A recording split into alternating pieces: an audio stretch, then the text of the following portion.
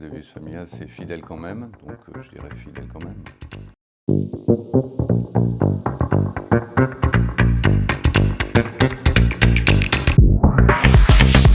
Je suis Thibaut de Maillard, je suis le président du groupe Technima.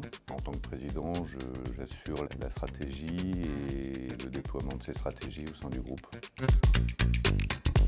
Technima, c'est une entreprise qui a été créée en 1962, une entreprise familiale que j'ai reprise en 2004 et qui est spécialisée dans la formulation avec trois divisions, une division qu'on appelle marking, avec des produits qui adressent des marchés professionnels, traceurs de chantier, mais des marchés professionnels, c'est-à-dire des marchés bâtiments et travaux publics, l'industrie, le marché forestier, et le marché sur lequel nous sommes leaders, donc ça c'est la division marking, avec 2 sites de production en France et en Allemagne. Et puis une activité qu'on appelle Paint and Hobby, qui sont des produits de retouche, de finition, de décoration, et de produits pour graffeurs en aérosol aussi. Donc avec des milliers de teintes, avec 2 sites, un à Milan et un à côté de Hanovre, et un autre en France. Et un site, une activité liée à la maintenance industrielle et au cleaning, qui est aussi un gros site entre Milan et Lugano en Suisse. Alors moi j'ai fait des études de droit écourtées, on va dire, et puis ensuite j'ai fait un Executive MBA HEC au début des années 2000. Donc c'est une entreprise familiale dans laquelle je suis rentré jeune. J'y suis né d'une certaine manière et je suis rentré jeune en assumant un certain nombre de fonctions jusqu'à des fonctions de direction commerciale, de direction générale, de développement international. Et puis ensuite j'ai racheté l'entreprise à mon père en 2004. Voilà, et depuis 2004 je suis président du groupe.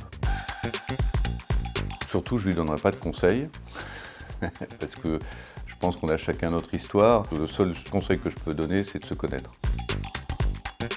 La capacité à absorber le stress sans le restituer.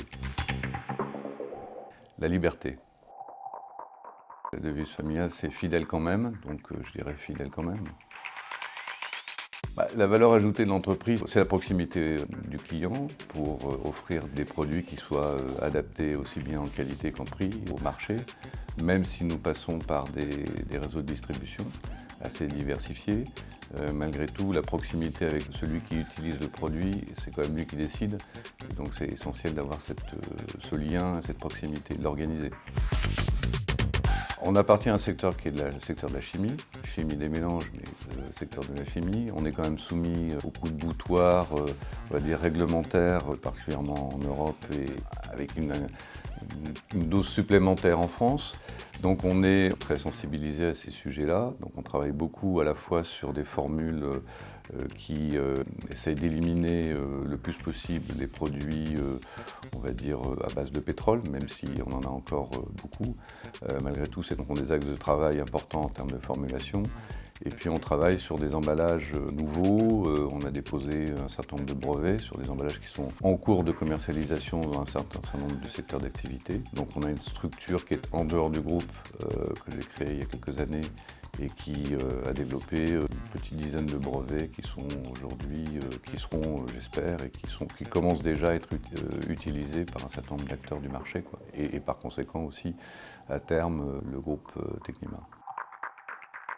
Parce qu'on est les meilleurs. C'est une bonne question, difficile à un patron de savoir pourquoi les gens travaillent avec vous. On a toujours une approche vis-à-vis de nos collaborateurs qui est de partage de la valeur. Donc nous distribuons environ 20 à 25% du résultat à l'ensemble des salariés. Donc ça représente des sommes importantes, hein, avec on va dire un focus particulier pour les bas salaires. Pour les salaires les moins élevés de l'entreprise, on est sur une distribution de participation et d'intéressement qui représente 4 mois de salaire, un peu plus de 4 mois de salaire. Donc je pense que c'est un élément important de la motivation, mais l'argent est une nécessité, mais pas un but. Je pense que c'est aussi parce qu'on a beaucoup de projets et que on essaye de les conduire dans des conditions qui soient acceptables en termes de pression, de stress, et en ayant un timing raisonnable pour pouvoir les réaliser. C'est d'avoir été un cancre et d'avoir réussi à m'en sortir. Mon plus gros échec, c'est une très bonne question. J'avoue que je me suis pas vraiment posé la question parce que l'idée c'est quand même de rebondir quand les choses ne vont pas comme vous le souhaitez. Donc se dire qu'on a échoué, c'est dire déjà qu'on est arrêté. Donc le principe c'est de continuer à fonctionner, même si on n'arrive pas à faire quelque chose, d'essayer de le faire quand même. Moi, je suis un grand amateur d'histoire, donc il y a peu de contemporains surtout français, qui m'inspirent. Je pense que le personnage le plus intéressant en termes d'esprit de conquête et d'esprit d'entreprise en France, enfin, pour moi, c'est Louis XIV. Oui, on a des projets d'implantation en Amérique du Nord, on est déjà présent au Canada et on est en cours d'implantation aux États-Unis. Dans 3 ans, d'abord, je suis en cours de transmission de mon entreprise parce que j'ai un âge certain, malheureusement, et que d'un point de vue fiscal en France, il faut aussi prendre à l'avance, mais je ne suis pas encore totalement vieux. Donc il y a la prochaine génération qui se prépare, et donc voilà, je suis en train de transmettre au moins le capital à la génération suivante, et puis après, ils font ce qu'ils veulent.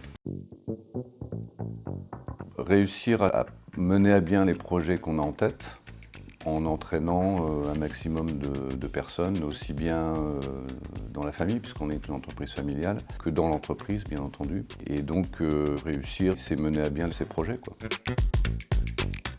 Une lecture à vous recommander, alors comme encore une fois je suis un peu monophasé sur l'histoire, c'est une biographie de Louis XI sous la direction de Jean Favier, et qui montre à quel point le travail et l'obstination peuvent payer. Alors le conseil que je donne pour choisir ses associés, c'est d'être majoritaire. Préparer mais savoir improviser. Ni l'un ni l'autre. Les deux. Cravate. Présentiel. Au ski. 5 jours. Délégué. Le son.